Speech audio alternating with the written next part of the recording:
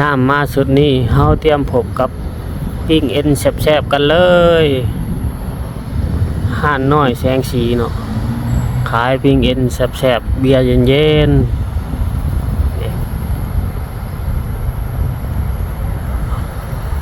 ปิ้งเอ็นเบียร์ป๋องเบียร์แก้วตำหมักงู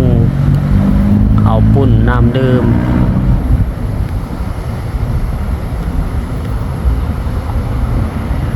โต๊ะเพิ่นก็บ่หลายเด้อประมาณ5-6-7 โต๊ะนี่แหละเนาะ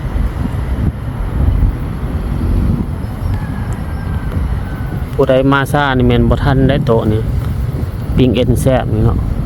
ห้านน้อยแสงสีอยู่นี่เด้ออยู่อันไผแดงทางแคมป์คลองนี่นะใกล้ๆกับตึกแลนด์มาร์กนี่นะแล้วก็มาบนทางโค้งบนไฟแดงนี่นะไฟแดงลาวเยอรมันเนาะ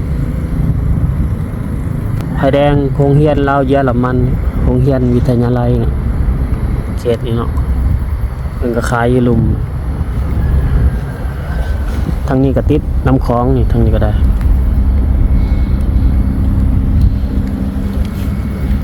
เป็นกำลังปลูกกกตะกบได้นี่อันกกตะกบเป็นห่มนี่ก็ห่วยคักได้ห่านนี่เนาะ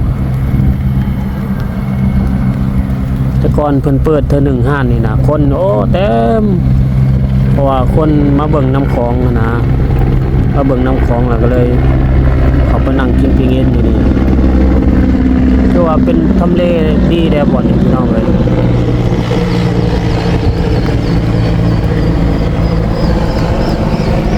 ทำเลดีสุดบ่อนนี้นะขายปิ้งเอ็นนี่ตำมะฮุ่งเนาะมือใดพ้นบ่ตกนี่ผู้โลดแหละเนาะคนหลายสำใดอยู่หม่อนนี่ว่ามาซ่าแล้วก็แม่นบ่ได้นั่งเลยนะโต๊ะนี่นะ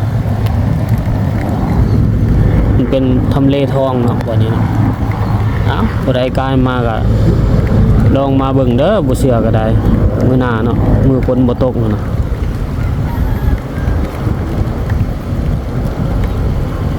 สำนี้แหละพี่น้องเลย